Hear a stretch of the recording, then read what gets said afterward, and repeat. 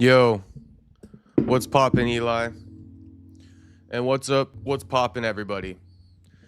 We back. We on time today, 6 p.m. Drop the motherfucking prayer hands in the chat as a thank you because we on early today. All right. But anyway, Eli says, Yo, "What'd you think about the press conference?" what's poppin', Eli? Motherfucker. Echo fixed. My bad. Eli says, "What'd you think about the press conference?" You said I liked it. A lot of energy. It was okay, Eli. If you want me to keep it a buck, it wasn't like the best for me. I'm glad you liked it though, homie. But I do wish it was more spicy. I do wish it was a bit more spicy, but that's okay. We're still gonna react to it. Everybody go ahead and like the stream and subscribe if you're not subscribed. We got some good news today. We manifested a good news day. But there's a slight catch to that. I'll tell you guys now. I do have to be out of here by like 7:30. So that's about an hour and 15 minutes we have to stream. I think we'll be able to get to everything, but I'm going to give you guys that preface ahead of time. Okay?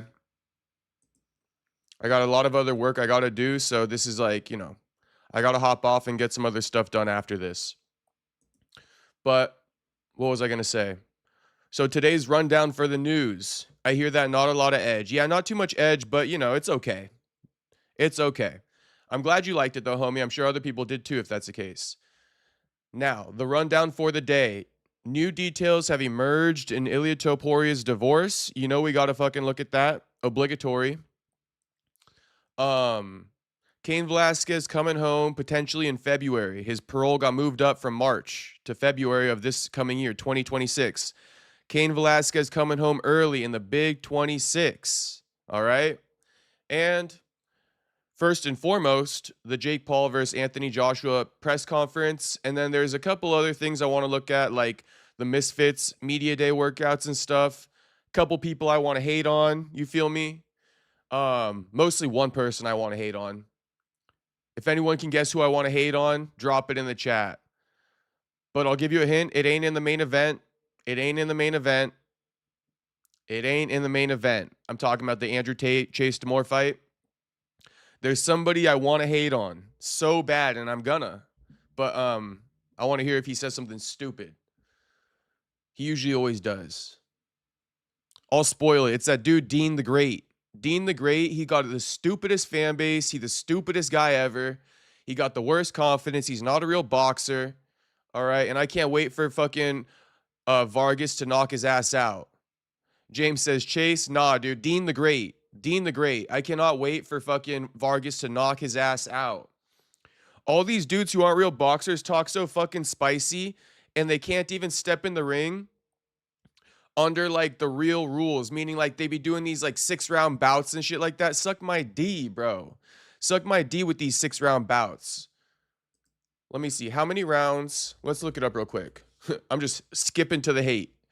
How many rounds is Vargas versus Dean? I called it. 6 rounds. Can you guys see it? Let me pull up my OBS stream. Yeah, you could see that. 6 fucking rounds. Talking all that spice, bro. You can't even go 8, can't even go 10. You go in 6, okay? Amado Vargas, if he had a full 8 rounds to knock your ass out, he probably would. So quit talking spicy, you little TikToker. Okay?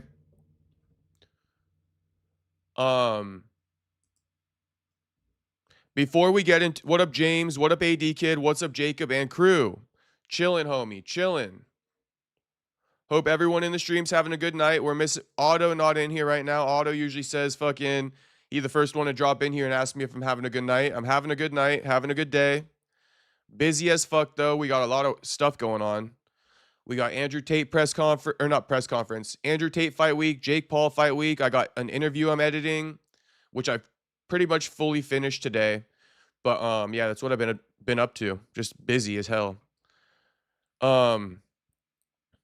Without further ado, Jew says, damn. Shout out to Jew. What up, homie? James says, what do you think of Armand being backup fighter for Patty versus Gaethje? I think it's fine. I don't even think he's technically the backup, is he, James? Has that been announced? I think Armand is just basically offering to be ready, be on weight, and if the UFC wants to give him a call, he'll be ready. That's what it sounds like to me. But speaking of Armand, he got himself in a little scuffle in his grappling match today, en route to the victory to become the all-star champion or something like that for ACBJJ 20. So we can look at that as well. And then we will look at this Jake Paul AJ press conference. So without further ado, let's just get into it. But I will read a couple more chats for you boys because I'm a man of the people. Jew says, are both fight cards tomorrow? No, Jew, we're in luck. We're in luck. We got AJ versus Jake Paul on Friday. And then we got Andrew Tate versus Chase Demore on Saturday. Best believe I'm live streaming for the fights. So come in, tap in everybody, join the party. Okay? It's a celebration. And yeah, so Friday, Jake Paul, AJ. Saturday, Andrew Tate, Chase Demore. So we'll peep that open workout for Chase Demore, Andrew Tate in a second here. We're just going to kind of skip through the press conference. There was a lot of people there. Ariel stunk up the show per usual. It's just really weird when you have like a beta male like that talking super like, you know, you guys know what I'm trying to say. So Ariel stunk up the show as usual. So we'll just skip around that. There were a bunch of other fighters who got shine. Not worth listening to. You know, call me crazy, but we're not going to watch it. We're only interested in Jake Paul and AJ. And Anderson Silva and Tyron Woodley. Am I interested in seeing Anderson Silva versus Tyron Woodley? Not really. Genuinely, no. But I'll pay them their due respect. We'll listen to what they had to say, even though it's not much at all. Okay. What else did anyone else say in the chat? Yes, Jew. Well, Friday, I mean, yeah, Friday and Saturday, Jew. Friday and Saturday, but they're opposite days. So we're in luck. We get 2 nights of fighting. And then AD says, not going to lie, Jake Paul boxing events are becoming much bigger in regards to how much coverage they receive. Don't know how they make bread. I never paid to watch one of their fights. I think Netflix helps them out. I think without Netflix, AD, they were kind of fucked. That's a great question, AD. And I think without Netflix, they were fucked. So luckily, Jake secured the Netflix bag. And now Netflix pays him, right? So nobody got to buy it. Netflix just pays him. And that's why Jake also gets these opponents too, because he knows if he fights a fucking can or a journeyman, he's not going to be selling shit. So let's take a look at this first. I saved the best thing to be showed first. Okay, how about that? Let me get my headphones in. I'm not even going to warn you guys about this. You guys are just going to see it. If you've seen it, you've seen it. If you haven't seen it, shit, you in for a surprise, okay? All right, check it out. And why not? Why not? 6 weeks, no UFC is rough. I know, Jew. But if you count this as a week of getting to watch fights and you take the UFC out of it, I guess it's 5 weeks, no fights. You feel me? 6 weeks, no UFC, 5 weeks, no fights. So it is what it is. I would have liked to have Jake Paul, AJ this week, Andrew Tate, Chase Demore next week, but next week, Christmas. So, I mean, we're kind of fucked there. And then it's New Year's after that, so I'm sure people will be busy. It's fine. It's fine. We're really only going to have like 3 weeks of nothing. I think a lot of people are going to be busy the next 2 weeks with Christmas and New Year's. Okay. Take a look at this face-off. This zesty-ass face-off, boys. I'm warning you now. Zesty-ass fucking face-off. Tate is on Saturday. It is, Eli. It is. Zesty-ass face-off right here. Get ready. I want somebody to make a video of Shanko and Ased doing this. Where my AI boys at? Can one of my AI boys make a video of Shanko and Ased doing this, and I will post it on my Instagram, and I'll even fucking tag you and give you credit. Like, what more can I offer? All right? One of my AI boys make a face-off of Shanko and Ased doing this.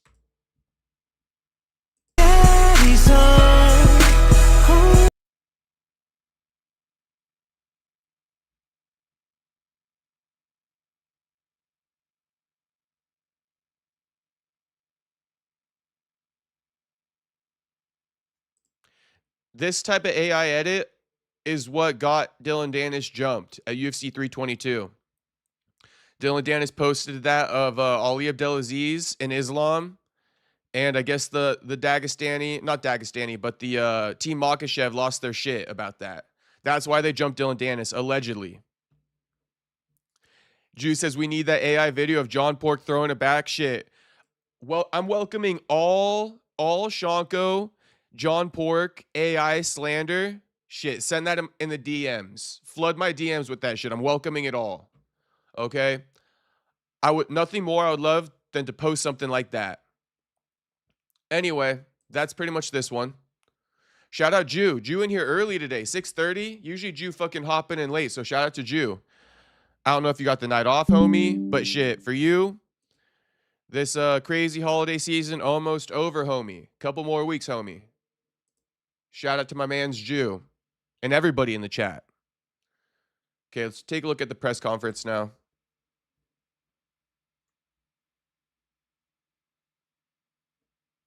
That little fucker right here. Look at him. Look at him with his glasses and shit. I don't know, bro. I'm just not a fan of Dean the Great. He annoying as hell, bro. He got the worst personality ever. Losing this fight, and that's what. Okay, we're just gonna skip around for all the Jake Paul stuff and AJ stuff.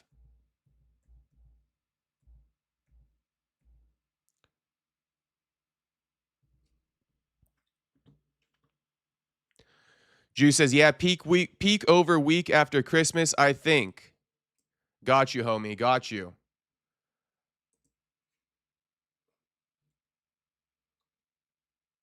Back to regular hours after that. Okay, let's watch it.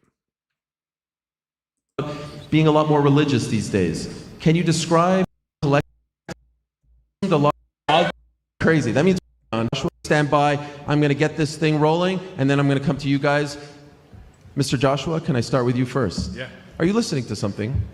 I saw you putting the volume down. I caught you red-handed. What are we listening to? Something better than me, I suppose. Oh, you know what's funny? You said the gangs were here, Yeah. Exactly what this time. Just something I'm talking Come on, that's crazy. That means we're in sync. I love it. We are in sync. How is everyone today? How's Miami? AJ, I must say, I have consumed a lot of your content leading up to this fight. All the interviews, press conferences, the video blog on your YouTube channel. You come across to me as someone in a Zen-like state. The way you're interacting with the people here, the way you're interacting with media, the way you are on camera is a very calm, cool, collected version of you. You even talked about being a lot more religious these days. Can you describe the feeling that you have right now, the state that you are in right now? Because I'm not going to say it's completely different than the old AJ, but there does seem something very calm and Zen-like about you at this moment. When you go through trials and tribulations and you come out on the other side, you come stronger, wiser, and you learn as you get older. I'm not the same person I was when I was 15, 25. I'm a 36-year-old man now, so I'm a lot more seasoned. And in terms of religion, we're all one under God's eyes. And I pray, you know, that everyone sees that same way that I do. And I just keep God by my side, really. And that's it. I'm in a good place. I'm in a good place. How are you? I'm doing well. Thank you for asking. Good. I appreciate it. I think I'm losing my voice, but other than that, we're doing great. Jake, you've probably consumed some of his content as well. Based on the things that he is saying leading up to this fight, his overall demeanor, do you think that he is taking you seriously? Do you think that he believes that you have a chance to beat him?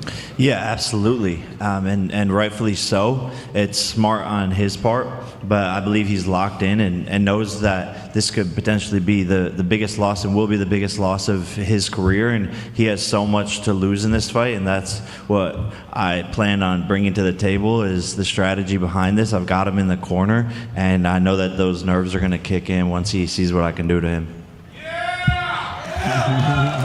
AJ, yesterday at the media availability, you did say something, and I'm paraphrasing here, so please correct me if I'm misinterpreting it. You said, if I could kill him, I'll kill him. Yeah. Your old foe, Tyson Fury, today called you a classless loser for saying something like that you shouldn't say that as a boxer. Could you explain to us what you meant by that, and could you please respond to Tyson's statement? It's my job. We fight. We're licensed to kill. I'm sure many people don't understand it, but this is what my job is, and I just enjoy what I do. Whatever happens, happens. As long as my hand's raised, that's what's important, right? respectfully. That's just the mentality we have to have as fighters. I don't know if any other fighter thinks that way. Maybe they're a bit more tamed. But the things I watch and the way my mind works, when you're in that ring, it's a dangerous place to be and anything can happen. And you hope your opponent leaves the ring safely, but if they don't, you know, you still have to go to bed at night knowing that you just done your job. It wasn't personal. Jake, when you heard him say that, it's caused a bit of... What's poppin', Miata boy? We're going to get into some MMA stuff after this. Pretty much Cain Velasquez released from jail in 2026 coming. Got moved up. And what's the other one? Ilia Topuria. New details in his divorce. So a little update for Miata boy just joining. The whole thing about training to kill, or not training to kill, but prepared to kill Jake. Yes, please. Please do, AJ. Please do. But I'll give you guys the context of that real quick. Tyson Fury. And shit, shout out. Your boy got a sponsor. Your boy got a sponsor. How about that? How about that, boys? Your boy got a sponsor. Okay? Shout out to Poly Market.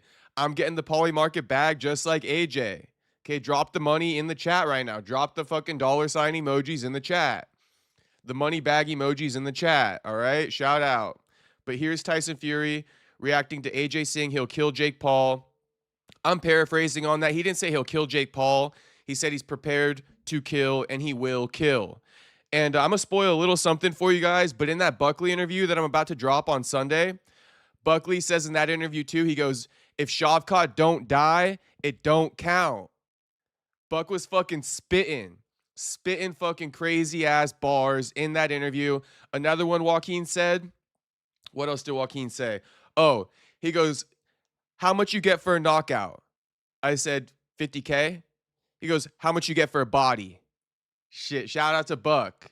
Spitting bars. How much you get for a knockout? 50K. How much you get for a body? Shit. Daddy Dana gonna give him that life insurance policy for whatever body he catches when he steps back in that octagon. Let's go. Miata Boy says there's other news. Miata Boy, you also did miss it, though. I'm not going to be on here for very long, but if it's a somewhat quick news story, I might be able to cover it.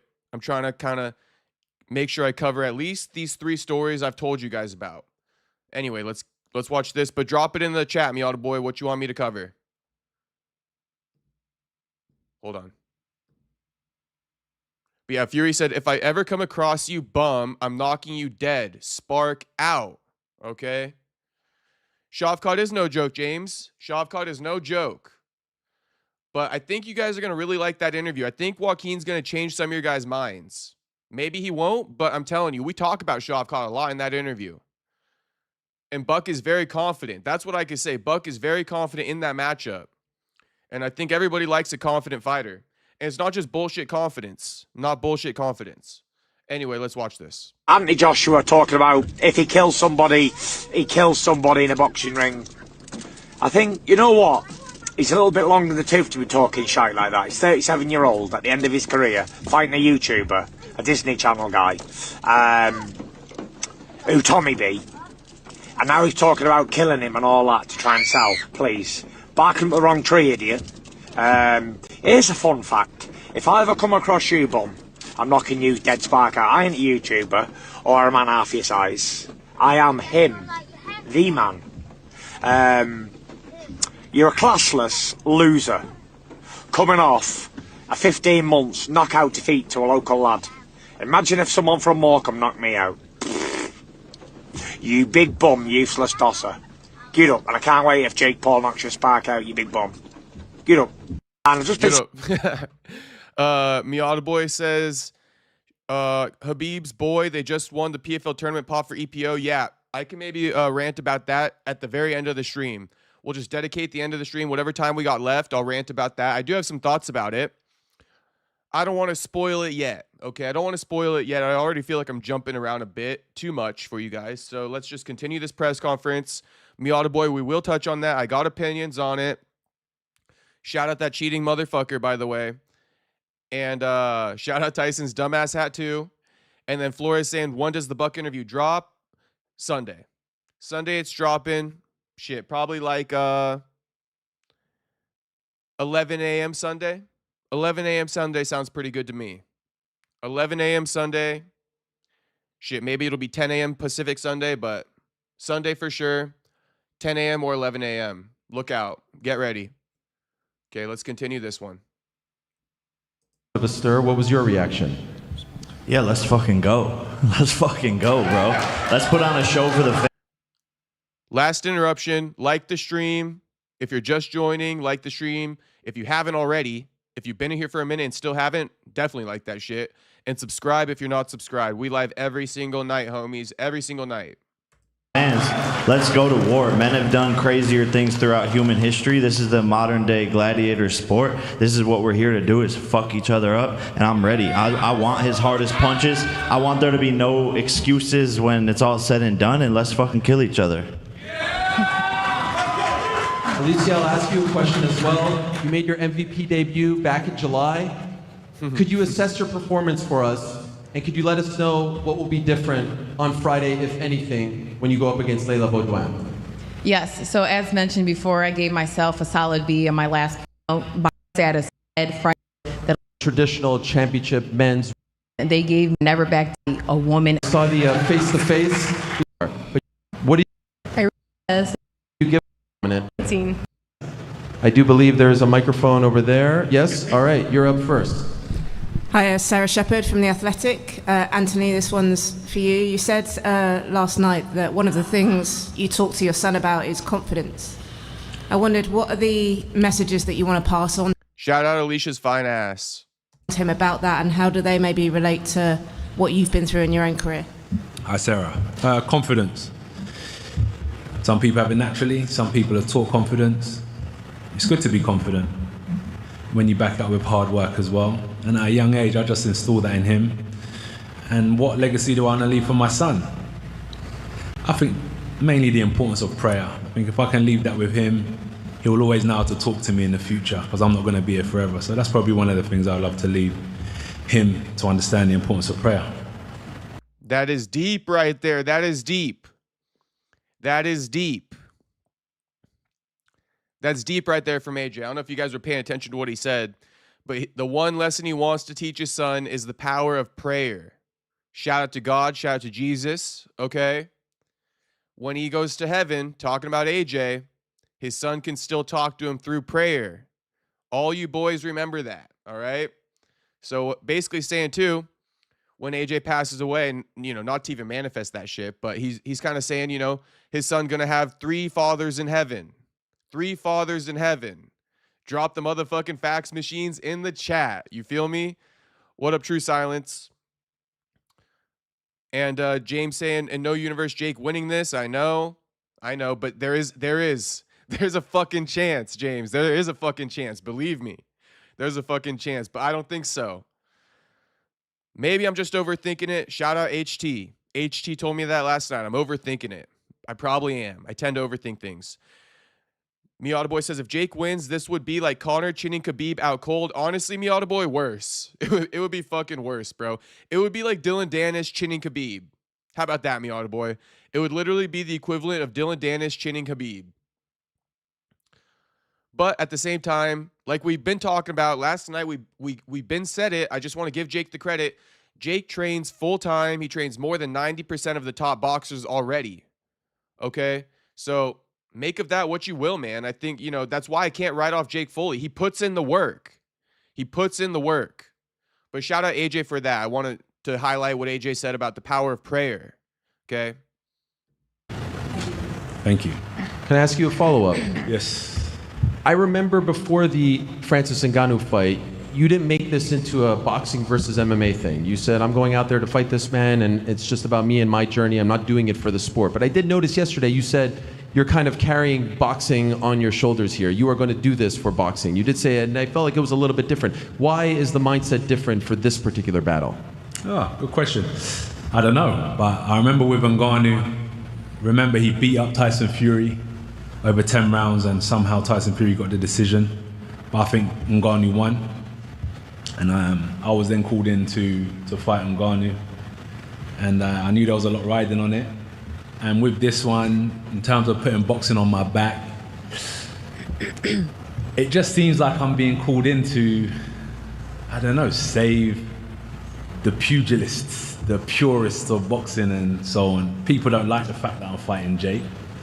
Whether that concerns me or not is another question, but if we look at the people that don't want me to be here, but they want me to put an end to Jake Paul's show, I understand it, and that's why I have to carry boxing on my back with this fight.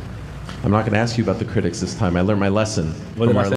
AJ didn't take on the, basically when AJ was fighting Francis, he's like, I'm not representing boxing. I'm representing myself. Now, while he's fighting Jake, he's saying, I'm representing boxing here. We're going to take Jake out for boxing. He didn't want to say that for Ngannou. He's saying that for Jake. Make of that what you will. That was his explanation just now. Could it be insecurities? Could it be confidence? I don't know. I mean, body language experts, drop it in the chat. About the critics. You said stop asking about the critics. We have to focus on more positive. Exactly. That's why I'm not Ariel, stop flirting with him. going to ask you about them. But Jake, do you view push it? your confidence. Absolutely. Do you view it this way? Do you view it as old guard versus new guard, that he's representing boxing and he's been tasked with ending the Jake Paul experience, and it's up to you to keep it going? Not really, no. I mean, I think no one's done more for the sport of boxing in the past decade than myself. So I think if people really cared about boxing, they'd want me to win. But I see where the angle that they're coming from is that he's, the traditional boxer, has been doing it his whole life, etc. But I think that I'm more important for the sport of boxing. And so if they actually cared about the sport, they would want me to win. Hey, sorry, I don't mean to pause it, but I can't ignore True Silence's fucking compliment.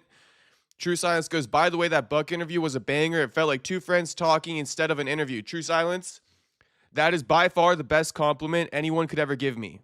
Thank you very much, True Silence. And that is a fact, homie. That is a fact. And hopefully, me and Buck have more consistent content coming in the future. Okay? Hopefully. No promises yet, but hopefully. My man's True Silence. Miata Boy also said, Jacob about to get that same chain as AJ. Let's go. Shout out Pauly Market. Shout out to Pauly Market. Let's get money. And then Ricky said, it's because Ngannou is a brother and Jake is white. Shit, Ricky, what am I? Let the chat know what I am, Ricky. Let the chat know what I am. Am I a brown boy, Ricky? True Silence says, it's genuine, bro. No problem. I know it is, and much appreciated, True Silence. Much appreciated. Bent nose Jake coming for that ass. Bro, Miata Boy, I can't tell. Is Jake's nose still bent? Yeah, it is a little bit. Okay. Because in the time that he was on like TV with his busted up nose, Jake is such a troll. I was like considering whether or not it was makeup or not. But his nose is definitely fucked. No troll, his nose is definitely fucked. A question for Anderson Silva. Anderson, boa tarde. Good to see you, my friend, again. Good to see you, brother. How are you? I know we don't usually like to talk about age, but your age is very significant. You are giving us all old guys some hope. At 50 years young, you're still doing it, and you look better than ever. Give it up for the great Anderson Silva. How much you drop on those tickets, homie? And Anderson, you're now entering a territory alongside the likes of Larry Holmes, Jack Johnson, Bernard Hopkins, people who fought 50 plus in boxing. Why do you keep doing this? What is the motivation at this point for you? The motivation is passion and love, and I have my big idol here in the front of me, and when I remember when I watching the Mr. Roy Jones fight in the Olympic Games, I just look it and say, whoa, one day I come champion the same this man, and I'm here today, to show my respect for boxing community. It's about passion. It's about love. When you doing something in your professional job, doesn't matter how you work, you have a passion, you have a love, you're doing amazing.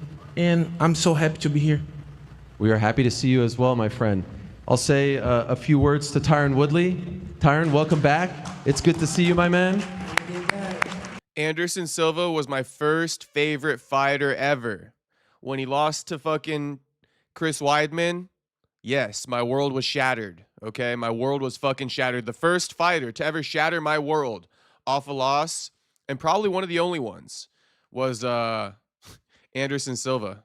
Yeah, I was fucking heartbroken. Tyron, you were welterweight champion of the UFC. He was middleweight champion of the UFC. We never thought you guys would fight in any kind of discipline. And of course, he was supposed to fight Chris Weidman. Weidman unfortunately got hurt. When you got the initial call from, I do believe, Nikisa about taking this fight, about this opportunity, what went through your mind? You know what's crazy? I was in Joshua's neck of the woods filming a movie in London, and Nikisa hit me up and asked me what this post was about. It's a post about comeback season, and I was training, and he was like, "What's this post about?" I said, "Well, I'm training for the unsigned fight," and I was like, "You wouldn't be calling me unless there's something on the table. So what's going on?" So he said, "I'll give you a call tomorrow." So he hit me up the next day, then we linked up, and we sat down at a little lounge spot in London, and then we just kind of started negotiating over text message the deal, and I said, I'm in. Anderson Silva has been regarded as one of the top combat sport athletes for so long, and when you look at our sport, it's a real short-term memory. You know, nobody remember all the lessons that you learn when you go out there and you stomp on a spider. I feel like for me, it's my chance to go forward, to increase my legacy, and for once, it's an opportunity for me to fight somebody that brings my value up, and that's what Anderson. That's the type of excitement that I got when the fight was requested, and it didn't take me long. I really said yes almost before we even talked about it. So it's time to get it on. Can't wait. All right, back to the media we go. Okay, go ahead, Andreas. Andreas Hale, ESPN. First question's for Jake. Jake, you've spent your whole career proving people wrong. This would be the ultimate proving people wrong moment. If you beat AJ, what is next after this? Where do you go from here? Yeah, I think there's a long list of names, and there's still a lot of mega fights, and I still want to become world champion at the end of the day. So there's still a long journey ahead after this fight. Does that mean world champion at heavyweight? Is it cruiserweight? What weight class? I mean, most likely cruiserweight, but you never know. I can't imagine myself 5 years ago thinking I would be here, sitting here today. So let's go for the heavyweight championship. Why not? This guy's fucking delusional. I can't wait. I cannot wait. No, you will never be a fucking heavyweight champion, homie. You are delusional. I don't even know where he gets this shit from. Question for AJ. Anthony, you've conquered the UK. You're a big star there, but this fighting on Netflix is different. This fight, what does this do for your career and your marketability? Forget just winning the fight, but exposing yourself to all of these subscribers and all these viewers. This is the biggest audience ever that's going to watch your fight. You believe so? It's going to be the biggest audience. Online, yeah. That's going to be amazing. That's going to be amazing. Thank MVP for the great opportunity. Thank Netflix. Yeah, it's a chance for me to showcase my skills while I'm here and doing what I'm doing what I love to do. All of us that are here today, sat at every table. What an opportunity, man. That was one of the main reasons why I wanted to take the fight, because I said it was a great opportunity. I saw what this meant. It's not even my biggest payday. It's not about money. For me, it was more about the opportunity I have to showcase my skills to the world just before Christmas as well. And I thought there'll be a lot of people at home enjoying this show. And yeah, this is great boxing. We get women's boxing on here as well. Free frees for the first time. It's amazing chance for us to all showcase our skills. So we're all here to put on a great performance Friday. Last question. I mean, the big thing is exposing yourself to American audiences, people who haven't seen you fight before. What can they expect from you if they're tuning in for the first time on Friday night? What can they expect from me? Good ring entrance. A guy that's very well conditioned. Understands the squared circle very well, understands himself very well, and is in a good place mentally. He looks in a great place. He appears to be in a great place mentally. What we think of that? Body language experts out there. AJ looking very sound, very confident, very stoic. Put him on his ass, AJ. Put him on his ass for the world. Not just for boxing, but for the fucking world. And a good place physically.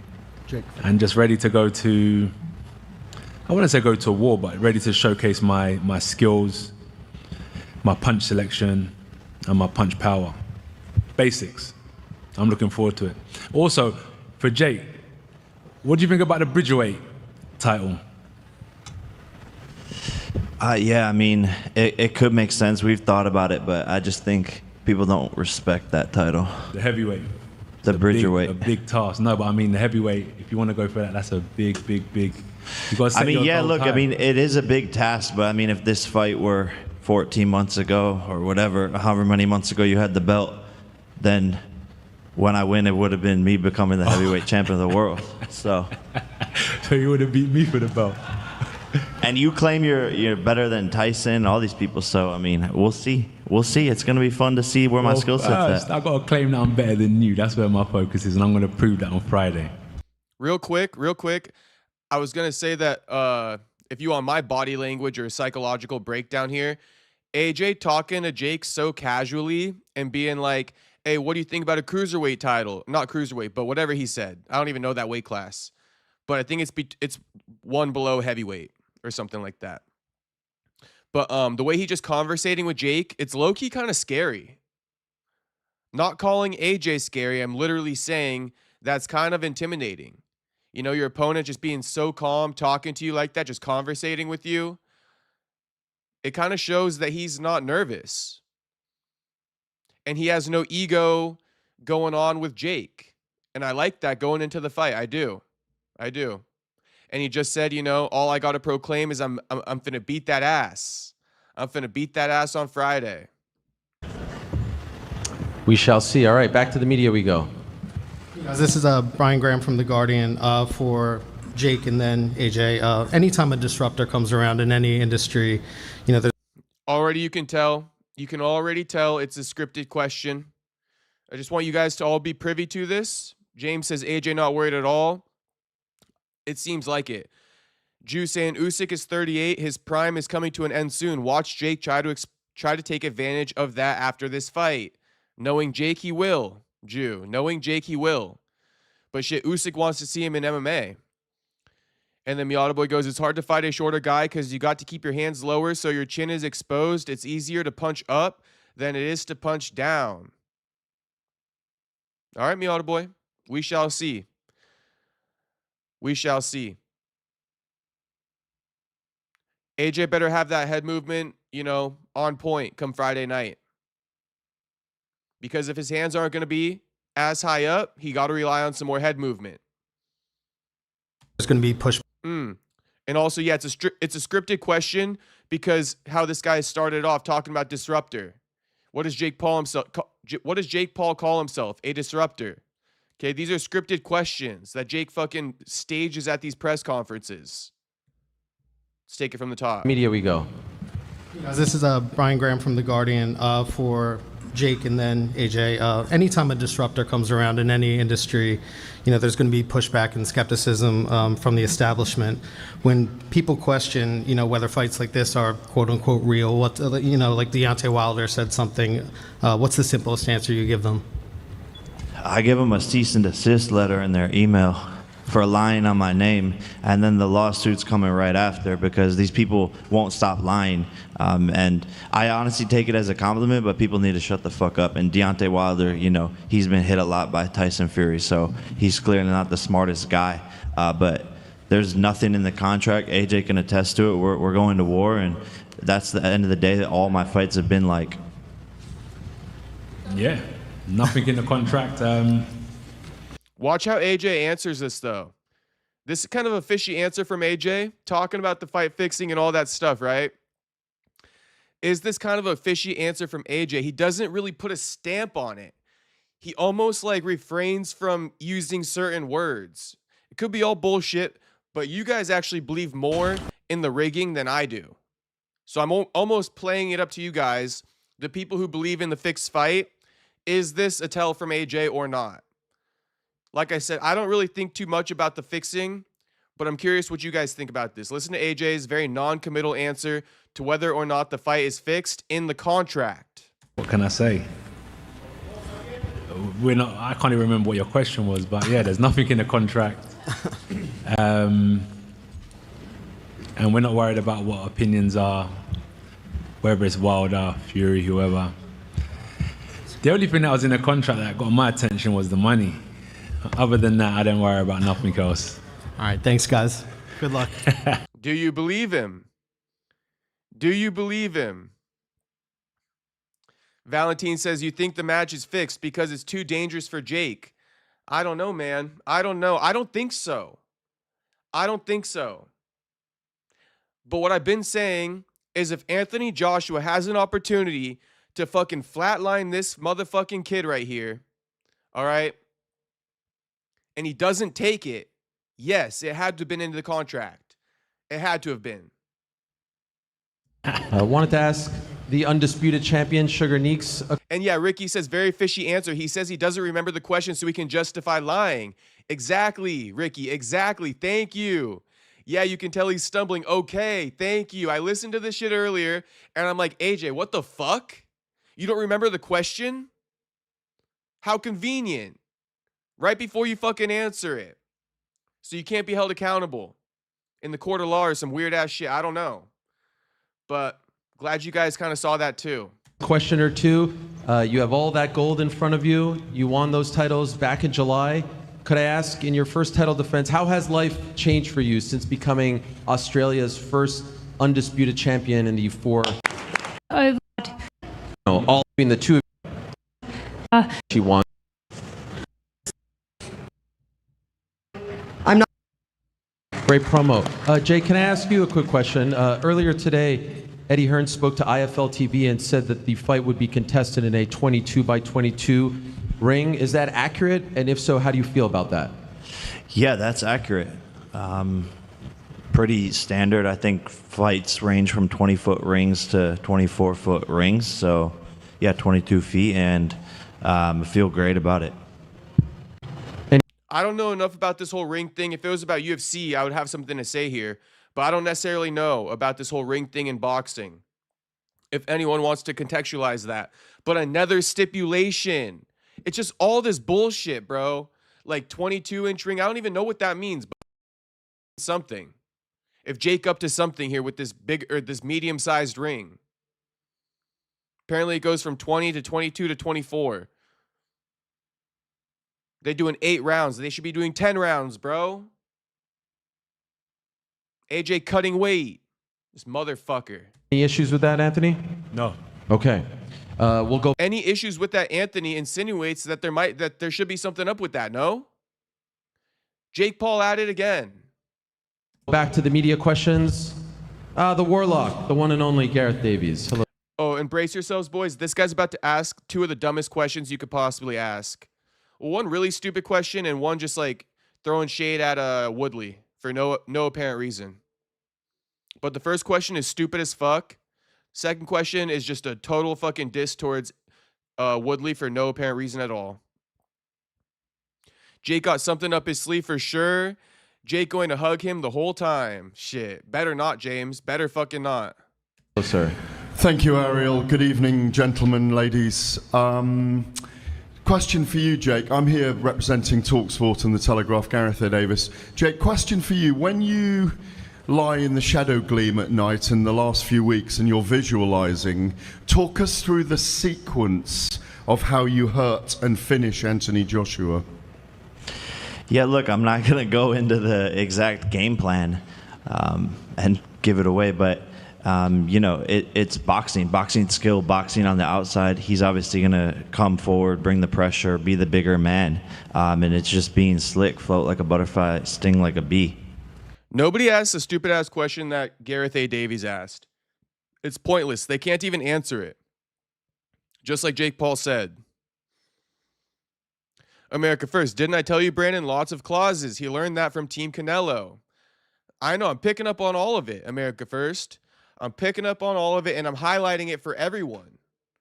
Because everyone thinks, you know, AJ going to win, but look at all these things that Jake is doing to even it out. I see it.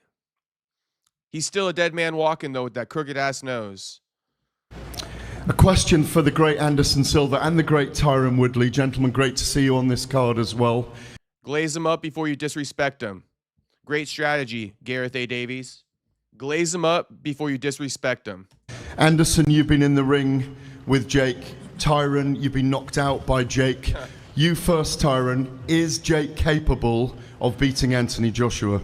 Well, that's one hell of a way to start a question, though. Yeah, jeez, Gareth. Shit, I landed a lot of punches too. OG Triple O. Yeah, I had 2 bouts with Jake, and I feel like personally, I feel like I spent the most time in there with Jake, and I'm actually the only person that ever even hurt Jake. And when you look at, you asking me about their fight, because I kind of want to focus on Anderson, but I'll graze over their fight if that's what you're asking. Is that what you're asking? I just want to know if I feel like it's a good fight. I feel like it's a fight that that obviously Joshua got a ton of skill and power, and this is his home base, and this is what he started in. But Jake also has a lot of self-belief in himself with power as well, and sometimes he just got that screw loose that believe he can do it, and you know you can't knock a person with that. So at the end of the day, that's why I feel like it's a good fight. Anderson is a great opponent as well for me, and I feel like, you know, if Jake is going to step up and fight Anthony Joshua, and this is supposed to be my craft and my sport, I'm going to back down from fighting Anderson Silva. No, and a lot of guys did. A lot of guys didn't step up. A lot of guys denied the opportunity to fight him. So it was kind of a theme for me. You know, I feel like, you know what, everybody need to, you know what I mean, step up. You know, this is what we do. If somebody punched me in the alley right now, I'm swinging. I'm not going to ask you your weight, where you from. I'm not going to ask you your height, you know what I mean, your record. I'm going to fight you. And that's what you're going to see on Friday. I'm going to fight Anderson. Flores, I hope AJ kills Jake. I just hope he does. Not literally. I want Jake to live, but I want him to be flatlined on his fucking ass. You know, that's what I want to see. And True Silence saying, can't believe these UFC champs being done like this, bro. Anderson Silva is 50 years old. If I'm not mistaken, I'll look that up real quick. Is Anderson Silva 50? I'll keep playing it though while I'm researching it. But yeah, I don't care to see Tyron versus Silva. Like, I don't give a fuck anymore. I actually hate that this is actually being sold on this Netflix card right now. And then we got two women as a co-main event. I mean, it's kind of bullshit, man. Like, the only fight to watch is Jake versus AJ. Am I going to watch Anderson Silva versus Woodley? Yes. Do I care to watch it? No. Anderson, obviously you are one of the greatest knockout artists of all time in combat sports, and it's brilliant you're on the card. Do you he 50 on the dot. Believe that Jake can beat Anthony Joshua? Everything is possible. When you go inside the ring, everything is possible. You know, Jake working hard a lot. You know, Joshua is an amazing champ. And we'll see on Friday. Last word for you, Anthony, because you deserve it, because you have been two-time heavyweight champion of the world, future Hall of Famer, Olympic gold medalist. You've been brilliant for over a decade in heavyweight boxing. When you visualize what you do to him on Friday night in front of the world, how does it play out? Good, really good, exciting on both parts. And me just being just too mentally strong, really. But just competing, really. I'm looking forward to competition. I'm looking forward to competing. I'm looking forward to having that kind of Michael Jordan energy. I watched The Last Dance on the plane out here. That guy, yeah, just put me in that zone where it's just like, yeah, you got to compete. And I'm just looking forward. I think he went and said he's the Iverson of the league. Am I wrong? White Iverson. The White Iverson. When I started balling, I was young. Shit. That was very bad. But anyway, shout out to Post Malone. Of the league, and this is Jordan versus Iverson in boxing. I can't wait to compete, show my skill set. Yeah, man, it's going to be good. I remember Iverson crossing up Jordan. I don't think you were born when that happened, but it was a pretty memorable moment. Anyway, just going to mention that. Jamal Harvey, nice to see you, my friend. Second pro fight. You can see extensive. Ariel, all-inclusive Helwani, making sure everybody gets asked a question. Fuck off. We don't care. Ready to put on the comments. Felt social media moss what I don't get. I wasn't sure if she wanted it for the. Would that be better? Have to help you out with that. Is there an interpreter? Okay. Stand there. 2000 divisions, undisputed with Caroline Dubois. How you superstars.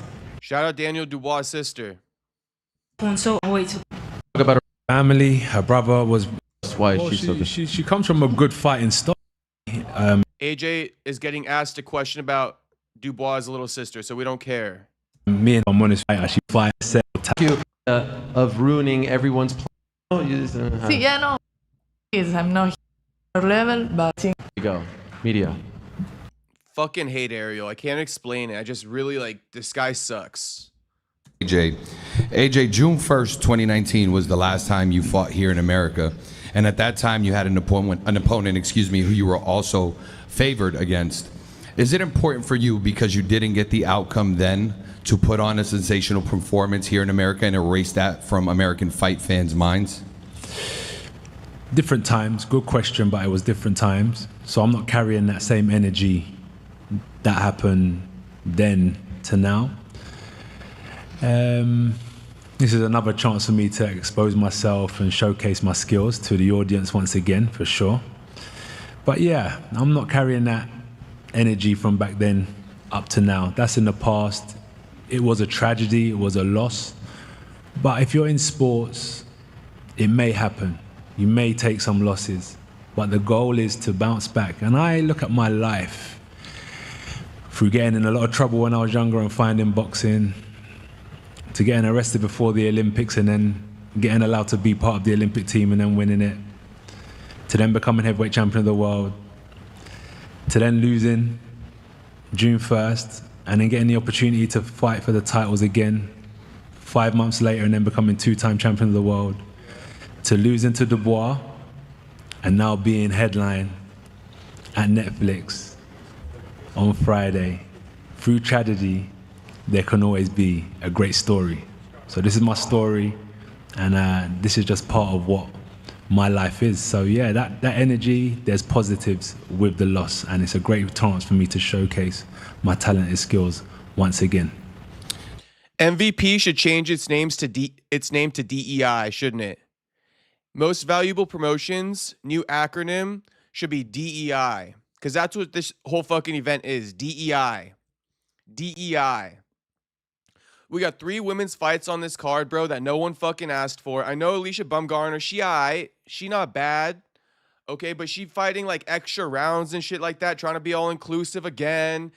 MVP should change its name to DEI.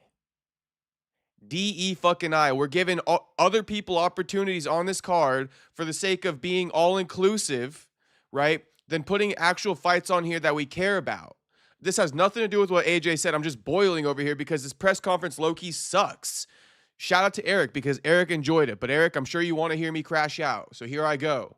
Okay? One other thing I notice is that the manipulation here is crazy. Jake Paul think he's so smart.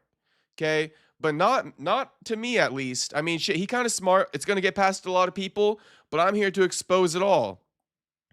They're using Anderson Silva, 50-year-old Anderson, and whatever 40-year-old Tyron Woodley, right? They're not even putting them in the co-main. That's the fight everybody actually wants to see. Truth be told, nobody gives a fuck about this Alicia Bumgarner fight. They just think she's hot, which she is low-key kind of bad, okay? She's kind of sexy. Anyway, all right?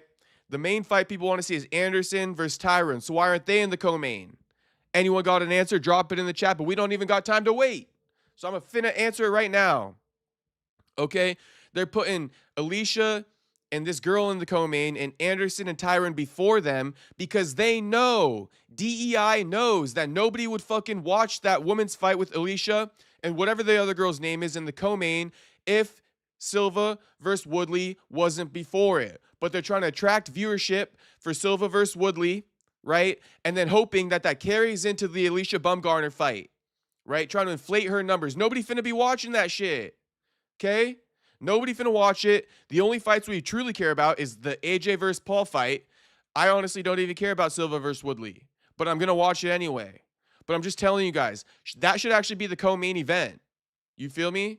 But it's not because they're trying to use that to prop up this Alicia Bumgarner fight. Carry over the viewership from the Silva fight into the Alicia Bumgarner fight, right? Because imagine if Alicia Bumgarner was fighting before Silva and Woodley. Nobody finna watch it, right? Okay, thank you. Thank you. I appreciate your feedback, champ. I just have a quick follow-up. You're the I love it. I finally got a response for my fucking crash out about this. DEI. Change MVP's name to DEI. Let me read True Silence.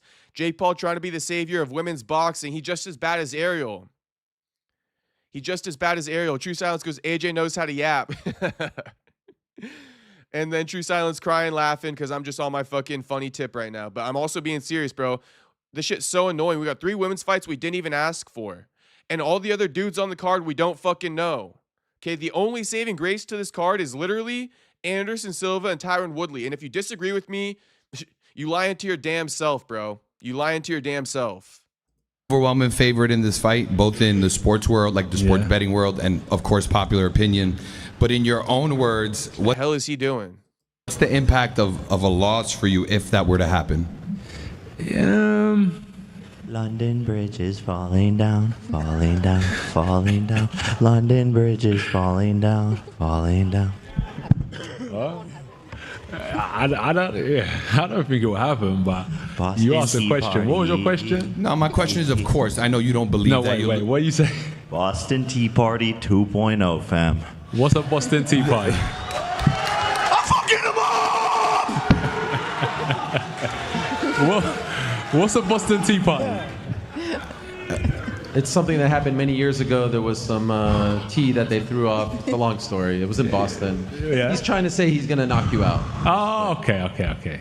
Chip, I guess what I'm asking is, I know you don't believe you'll lose the fight, but when you think about your legacy, in the event, God forbid, you lose this fight, what is the impact? What do you believe? Come back again. You shake it off. It's just like, and I'll be headlining again in a year or two. It is what it is. It's just, I'm a player in the game. You take some L's, but without the L's, you wouldn't be here, innit? You take some W's, you dust it off, and then when I'm ready to hang up my gloves, I hang up my gloves, and everyone will say, yeah, you done well. You was a tough competitor. But it is what it is. I've taken L's, and I'm standing strong now. Honestly, bro, don't worry too much about all that stuff. Keep rolling the dice, keep giving your best, and that's all you can do. Thank you. Thank you, bro. Thank you for Jake, your you question. have said this week, a win over Anthony Joshua isn't just the biggest win, the biggest upset in boxing history, in sports history, biggest upset in sports history. And you know what? I actually agree with you. I agree. This is on the level, don't laugh, this is on the level of USA versus USSR 1980 Olympics. Very few people are giving you a chance. Why do you feel so confident? And do you feel the same way as I do?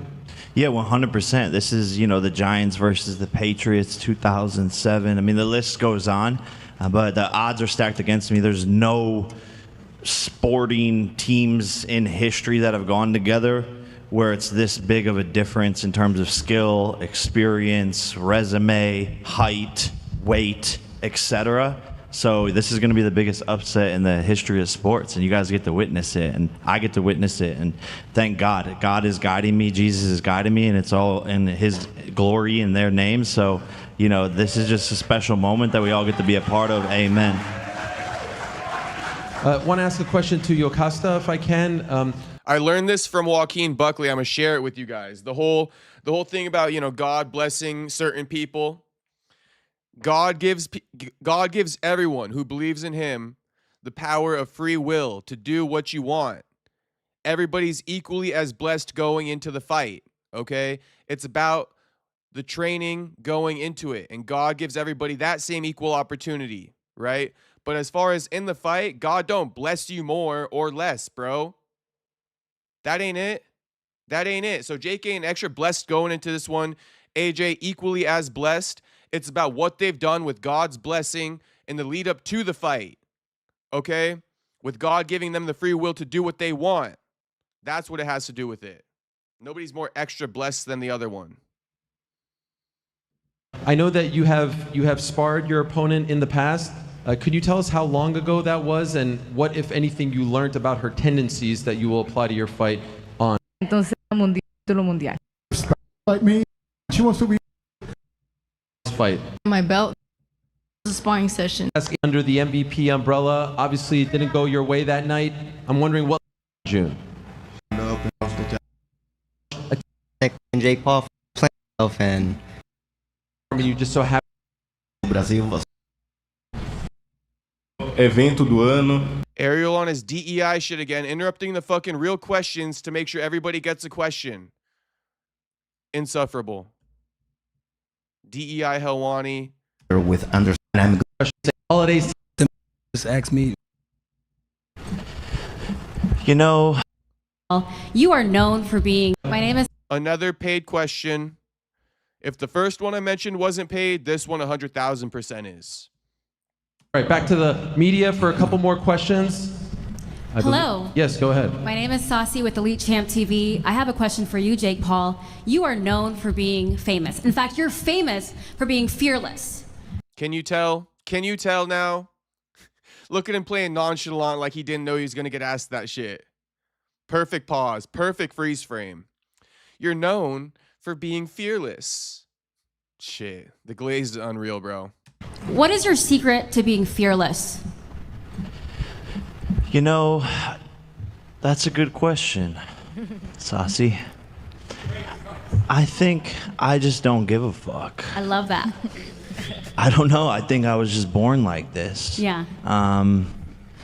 Maybe my parents, but I wanted to be a Navy SEAL and just go kill people and shit. So I don't know. I think I'm fucked up in the head maybe a little bit too. Anthony. Laughing at his question, like completely glazing him. He paid her for that. True silence. Did you see Armand?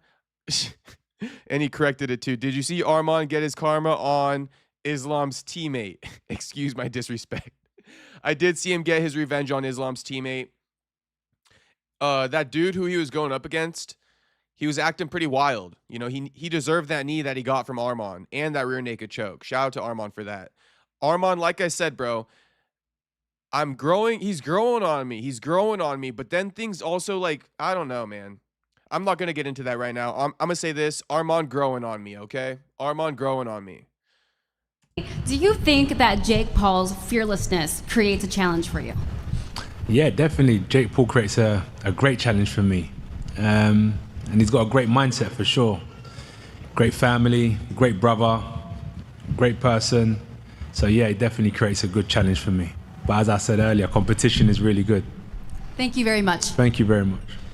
The only thing I don't like about Armand is that he flexes daddy's money way too much. Completely unrelated, but I'm finishing off my sentence from like a minute ago. AJ, you called this the ultimate barbershop fight, the ultimate plane fight. Everyone's talking about it. I love that description. We have been having a lot of barbershop talk about this. We've been having a lot of barbershop talk about this.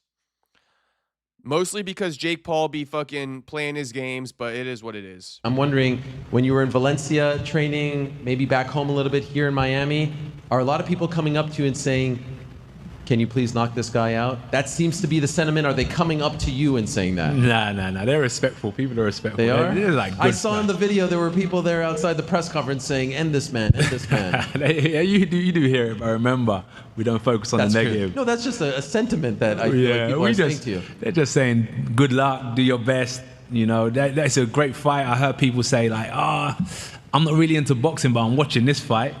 But no one's really coming up to me saying anything about Jake or they want me to knock him out. Just positive vibes. Okay. Jake, could I ask you, earlier this week there was a big announcement that he has plans to fight Tyson Fury. Finally, it's going to happen in 2026, all this stuff and more. When you read that, how do you process it? Because if you do what you say you're going to do to him on Friday, that fight might go up in smoke. Yeah, it's going to, but I mean, I have plans. I want Terrence Crawford, Canelo. We're always looking into the future as well as Anthony. So that's what a good businessman and fighter does. But I'm putting a stint in his plans for sure, 100%. And you're gonna see maybe me versus Tyson Fury. Forget about Tommy. We'll just move on to the big bro. Alexander Usyk wants to fight you in MMA. What do you make of that? Yeah, man, I'm ready. I'm down. Let's run it. I love fighting. I love challenging myself. And I want to do MMA at some point and just do the unexpected once again and be a disruptor and do things that people haven't done before. Maybe you beat him on Friday, you fight him in boxing first. Yeah, man. Look, shit, dude. I'm getting old and shit, so I don't know how much time I got left. Come on, bro. Jake, stop. I'm getting old. Stop. No. I'm about to be 29, bro. Like, you guys are old as fuck, all of you up here, so. Yeah. But I'm getting old, too, so. We'll see what happens, bro. I might just go on my ranch and just milk some cows for the rest of my life, to be honest. All right. Any more media questions? Sir. Hello, this is Elias Blanco with the Split Decision Boxing. My question is for Jamal Harvey. Jamal, pro debut, you got a first round stoppage back in August. Up here, take this opportunity. You guys are. You know, okay, Friday. Definitely cool and be able to make One thing. Listen, you. This proud of you. Everyone's prediction for the main event from all the fighters. Oh, this was just ridiculous. The prediction for the main event. Ariel should have known better, but I guess he doesn't. But Jake Paul's paying all the fighters on stage. Okay, all these fighters want more paychecks from Jake Paul and DEI promotions. So of course they're all gonna pick Jake Paul, right? Or they're gonna plead the fifth. Insufferable, bro. Insufferable. Bought and sold by Jake Paul. So we're just skipping it. Look at Ariel walking by each and every one of them. Ariel's such a clown, dude. I can't even explain it to you guys, but shit. Ariel, like the biggest fucking clown in the world. He good at his job when it comes to interviewing and, breaking news, but everything else he does is just so lame. I give him credit for what he's good at, bro, but he be trying to do everything. And it's just like, sit this one out, homie. This ain't you. Tyron, the chosen one, Woodley. Yesterday he's a kid, now he says he's old. Doesn't Jake owe PFL and MMA fight? Yeah, he does, Chief Steele or James Steele, he does. But I don't know, man. It's all goofy ass shit all the time. I don't know for sure, but I know kinda. Like, I don't know. I know Jake did sign some type of deal with PFL, but I think it was like more on like a promoter side, not even a fighter side. Like fighter relations, public relations. I don't know what he signed for. Franklin laughing. I'm glad I got a laugh out of Franklin. I'm trying to get some laughs tonight from you boys. I've got a few so far. Former 185-pound champion Anderson Silva, one of the greatest of all time. Okay? Goes up against Tyron Woodley, former 170-pound champion. Okay, he had a good run, Tyron Woodley. He did. People forget about Prime Woodley now. Prime Woodley knocked the fuck out of Robbie Lawler, beat Stephen Thompson's ass, submitted Darren Till. All right. Prime Woodley, people forget, man. Beat Kelvin Gastelum's ass when no one could really beat Kelvin. Prime Woodley now. But with that being said, Anderson Silva by whatever he wants.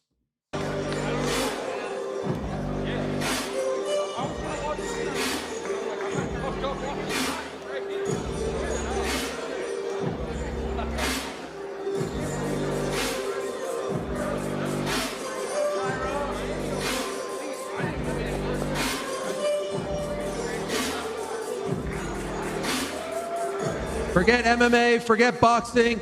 Two of the greatest fighters of all time, Anderson Silva and Tyron Woodley.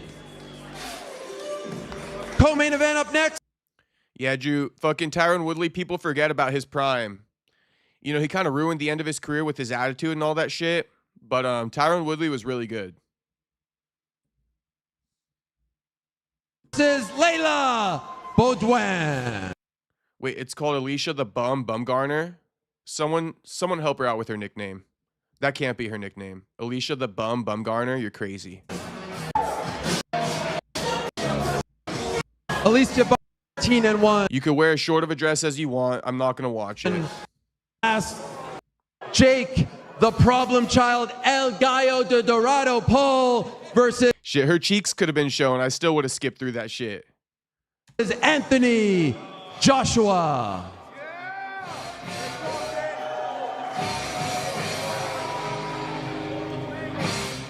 Jake scoops AJ.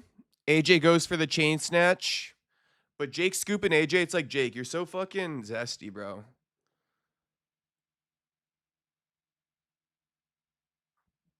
Also, I can't tell if Jake's legs are together or if he has his legs spread out so he's like looking shorter than he is, but I mean, he looks pretty short to AJ here.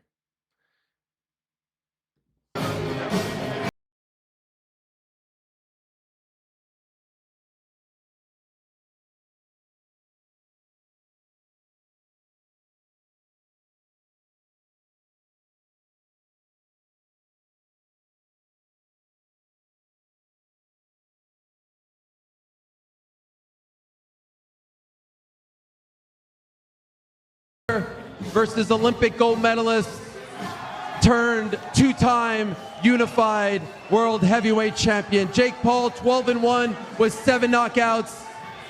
Anthony Joshua, 28-4 with 25 knockouts. Live and exclusive on Netflix this Friday.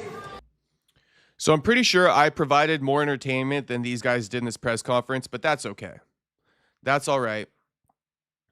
Okay, we probably aren't even going to get to Dean the Great's dumbass, and that's fine. That's totally fine. But we're going to get to a couple things real quick. Let's start with this one. Let's start knocking off a few topics real quick, all right? We only got a few minutes left in the stream. I might stay an extra 10 minutes, but I really got to be out of here by like 7:40 or something like that. Anyway, here's Cain Velasquez, eligible for parole in February 2026, okay? I didn't notice this yesterday, but I did see someone being like, ref is crazy, and yeah, the ref, damn. The ref an old head. But here's what the report says about, Cain Velasquez up for parole in February. It got moved up from March to February for those who didn't know that. But here's the story. Cain Velasquez's parole date has been moved up from March 2026 to February 2026, according to California Incarcerated Records Database. He's currently being held at Soledad State Prison in California. Prisoners can receive time off a sentence for participating in rehabilitative programs. Velasquez was sentenced to 5 years in prison in 2024 after pleading no contest to attempted murder following a high-speed chase in February 2022, where he fired multiple shots from a handgun at a car carrying a man named Harry Goulart, who is accused of sexually assaulting the former UFC champion's son at a daycare. I didn't add this part in, but at a daycare that his mother owned. So Goulart's mother owned that daycare, and he was molesting kids in there. What a fucking zestophile. What a fucking zestophile. Straight zestophile. Okay? A man essaying a little boy, you a zestophile, homie. Enjoy that new word, all right? That's a new word. Zestophile. You a zestophile if you go for dudes and you be a pedo at the same time. That's called a zestophile. Okay, so shout out to Harry Goulart, that zestophile. I hope you fucking have your day in jail too, homie. And hashtag free Cain Velasquez. Hashtag free Cain Velasquez. Drop that shit in the chat. Free Cain, he coming home soon. Then we got this little goofball over here, Ivan, commenting on the post saying, this guy can't shoot straight. Keep him locked up, goofball. Straight goofy. Straight fucking goofy. That's all right, though. There's plenty of goofies out in the world. Arman Sarukian submits Mehdi Badulayev in their grappling match at ACBJJ 20 in the final minute. Check it out. Seatbelt zone. He's got 30 seconds to find the sub. He's got his Mehdi's forearm. Going over the chin. The pressure was so much that homie had to let it go under his chin. He's on the chin with his choke. And now he put his forearm on the back of his head. It's legit. He's close, so close. Tight. Yep. Up. He gets the tap. RIP to Islam's teammate, if that's Islam's teammate. I had no idea. And then earlier in that match, Arman and him started throwing hands out of nowhere because homie elbowed him. And grappling background as well. You see the elbow? He went for the knee. They mixed up the rules. They mixed up the Arman would have slaughtered him. Would have slaughtered this fucking fool. What happened there? It's a grappling match. And the crowd is going to go absolutely crazy. For sure it will disappoint a lot of fans, but these guys are such pusses, though. They act so tough, and as soon as they start losing, they crumble. They accept the loss. As soon as they start losing, they accept it. If you know, you know. Go watch this match. It's on YouTube. Homie was giving Arman a tough fight. As soon as Arman took his ass down and took his back, homie had no fucking answers. No fucking answers. They act so tough until the going gets tough. Fuck them. Okay, and then there's some new details in Ilia Topuria's domestic, violence allegations, according to his ex-wife. amid their divorce. So let's take a look. Champ Brown, shout out. They made a post today. Champ Browns be speaking Spanish or something because they post everything about Ilia Topuria from Spanish outlets that I can't even fucking read the news from.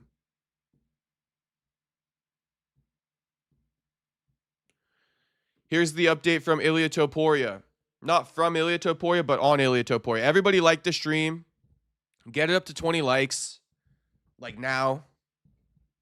Ridiculous that it's not even there yet. And that ain't no act. It ain't no act.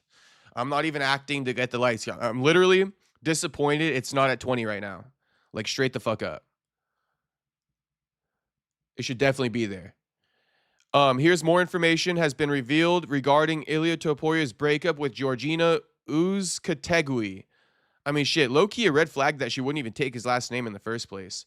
But anyway, here it is. The couple decided to split in August. Okay, when was Ilia's last fight? Let's take a look at that.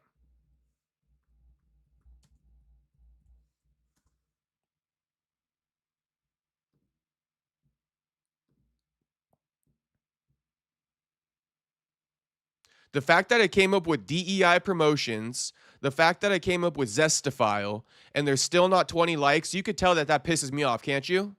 You guys can tell that that pisses me off. I'm over here providing a comedy set, and I don't even have 20 likes.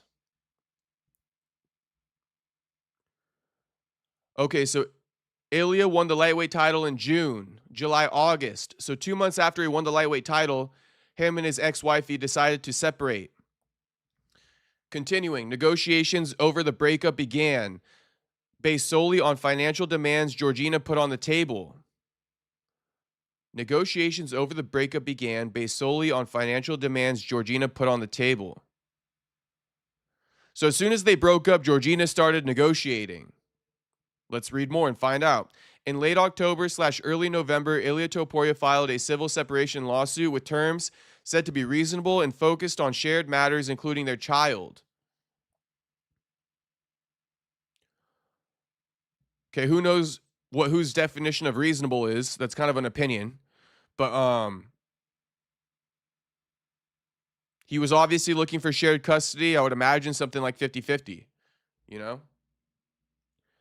After being notified of the separation filing, Georgina began looking for a lawyer to represent her, at which point she alleged she was a victim of abuse. She claimed to have evidence that would put Ilia in a very difficult position.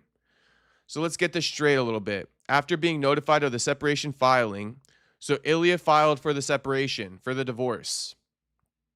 A civil separation lawsuit. Whatever that means. These are weird terms. Filing for divorce, or are you filing for civil separation lawsuit? Like, what the fuck does that even mean? But I guess Topuria filed a civil separation lawsuit because she was making financial demands when they had broken up. But again, you don't break up, you divorce. So I don't know. Shit. Maybe Champ Browns didn't do the best job at breaking this whole thing down exactly. But she started alleging that she had evidence that would put Ilia in a very difficult position, quote unquote. She demanded a large sum of money from Ilia in exchange for not pursuing the abuse complaint. So she said, if you pay me, I won't file an abuse complaint. Her financial demands were extremely high, with Ilia agreeing to all requests. That is fishy. That is fishy that Ilia agreed to all requests of her financial demands. And if he agreed to it, then what happened? She overplayed her hand or something? She asked for more after he agreed? Like, I don't get that. I got a lot more questions than I have answers so far. The moment she found out about the separation filing, she formally filed an abuse complaint. Despite this, no restraining order, arrest, or official notification has been issued against Ilia. And, you know, she formally filed an abuse complaint. But the main thing here, right, when you file an abuse complaint, did she ever file a police report when he had abused her? Right? Is there a police report that's going to come out of domestic abuse in their marriage before they separated? If not, I don't know if I could believe her. I'm going to just keep it a buck. I don't know if I can believe her if she never filed a police report alleging Ilia Topuria physically abused her. That makes sense to you guys? All these women can file as many abuse complaints as they want, bro. But if you don't have a police report, if you didn't go to the cops, you're not a gangster, you're not from the hood, you could have easily gone to the cops. You got no excuse. Interesting. We will see. I don't know if she ever filed a police report, but we will see.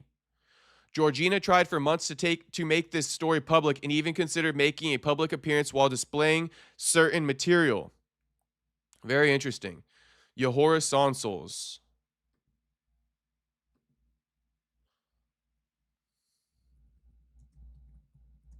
Any opinions? Drop it in the chat. I'd love to know what you guys think of that. I just told you I don't even got many answers. That raised a lot more questions than anything. Jew, I don't know why people were so quick to call him a wife beater. Bryce was quick to go to the deep end with it.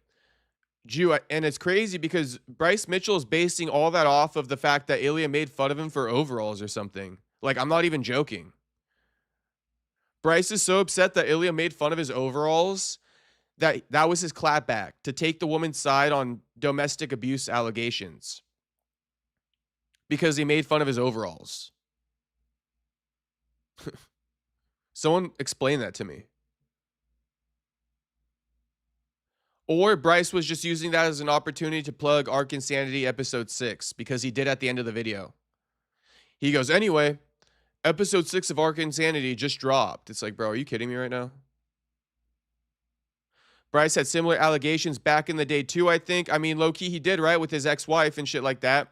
He accuses that she kind of abused him, or alleges that she kind of abused him, but I think she alleged the same thing. So should people just believe her? You feel me? Jew makes a great point. You know, I like Bryce Mitchell, but Bryce Mitchell out of pocket with that. And actually, funny enough, I saw a clip. SD Dumas hates Bryce Mitchell over that. SD Dumas said he hopes Bryce Mitchell gets fucked in the ass. Can you guys believe it? SD said he hopes Bryce Mitchell gets fucked in the ass for those comments. And you know why, because SD got his allegations too that have never been proven. But, you know, SD definitely didn't like Bryce taking Ilia's girl side and saying he doesn't deserve to see his kids and shit like that. I feel like SD took that a little bit personal. Anyway, that is that. And I think the last thing I can show you guys real quick. Sorry for the quick stream today, but bear with me, boys. It's a hectic week this week. You feel me? I got a lot of things I got to be doing. So, you know I like to stream longer, but I'm giving you guys the best I can give you right now. Better than nothing, I hope. And obviously, I'll be live tomorrow too, but then we're going to be live streaming Friday night for the fights, Saturday for the fights. So just let me get ahead. You feel me? Let me get ahead right now. I'm sure you guys will be okay with it. I mean, I'm pretty much covering all the hot topics anyway. We're just kind of like speed rushing through it a little bit. And I'm not reading as many chats, but not even many chats are getting dropped right now. Probably because you guys know I'm leaving soon. But anyway, here's the Khabib's teammate. The 2025 PFL World Champion. I don't know what division. Movlid Khaybulaev. I think it's a lightweight champion. Lightweight or featherweight. But he popped for doping. So let's just read it. I could show you better than I could tell you. The Professional Fighters League PFL has been notified by the United States Anti-Doping Agency USADA that athlete Movlid Khaybulaev tested positive for a banned substance following his bout at the 2025 PFL World Tournament Finals held on August 1st in Atlantic City, New Jersey. Pursuant to PFL rules and regulations, Khaybulaev has been disqualified from the 2025 PFL World Tournament. As a result of the disqualification under PFL rules, Khaybulaev forfeits the distinction of 2025 PFL Featherweight Tournament Champion, the championship belt, and all associate bonus awards. Take that belt from him. The PFL maintains a zero-tolerance policy toward the use of performance-enhancing substances and remains fully committed to the highest standards of fair competition, athlete safety, and integrity. Okay? Now, if I'm not mistaken, somebody fill me in. I believe this now makes at least a minimum of 3 athletes from Khabib's camp who have popped for steroids. Okay? Islam Makhachev popped for steroids back in the day. Now, this homie popping for steroids, and if anyone could tell me the other person I'm missing, okay, he popped for steroids too, I believe. There's one other one that happened this year, no? Drop it in the chat. But Team Habib full of cheaters, aren't they? They be doping and shit. They be on roids or what? Eric Gould says, isn't Bryce friendly with John Jones? 100,000%, Eric. It just shows that Bryce is just mad about the overalls, bro. It got nothing to do with the DV allegations. It was super disingenuous, Eric. It was super disingenuous. And it was to promote his fucking podcast, which I find to be super lame.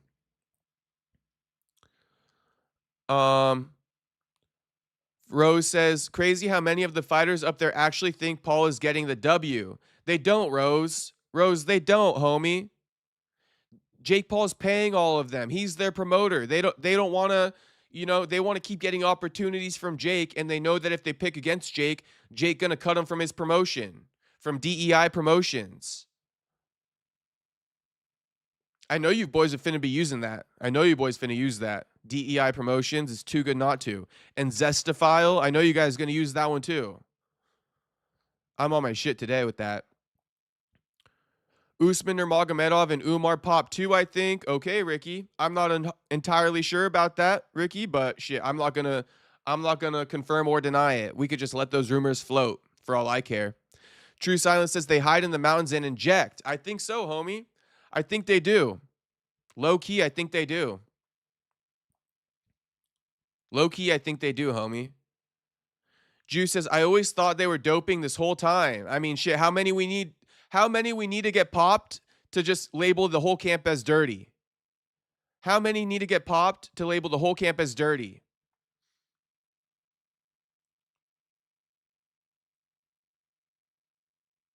I even think Islam's continued to be on roids low-key. It's just a sneaky suspicion. I got no proof of it. But low-key, I still think Islam be fucking doping on the side. Especially when he was at lightweight.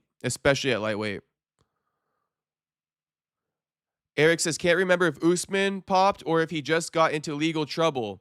Usman got into legal trouble. He drove past airport security and crashed through a barricade and shit like that. That's what happened to Usman a couple years ago. Usman is the wild one of the family. So I don't know if Usman was doping either. Juice says Islam's been busted for something before early in his career. I know. That's why I pointed it out. They're all dirty. Rob lives in Las Vegas, so there's no worry about him popping. Facts, True Silence. Facts, bro. America First says Tyson Fury is a clown for calling out AJ for saying he was going to 187. Jake Paul. If I was AJ, I would have said his father named him after a killer, Mike Tyson. He don't deserve the name Mike Drop. Fair enough, America First. My man, America First. AJ definitely gonna 187 Jake Paul. I love that you used the 187, America First. 187 Jake Paul coming soon. Okay, so that's the news for you guys today, all right? Shout out to you guys for sticking through on a shorter stream. Still gave you an hour and a half, though. And yeah, we're going to be live for the fight, so you're going to get me for 5 hours and shit like that Friday and Saturday. So, I'm getting ahead now because I'm not finna be doing shit on Friday and Saturday. You feel me? Usman was banned for 6 months. I don't know what for, HT. If you could tell me specifically, what for. But, yeah, I don't know what for. I could look it up real quick. I'll Google one last thing for you guys. On the way out, I'll Google one last thing. Everybody like the motherfucking stream for the millionth time. I ain't even playing no more. Okay? 2 more likes. I mean, shit, I want 5 more likes. At least. Get it up to 25. Fuck the 20 at this point. Get it up to 25.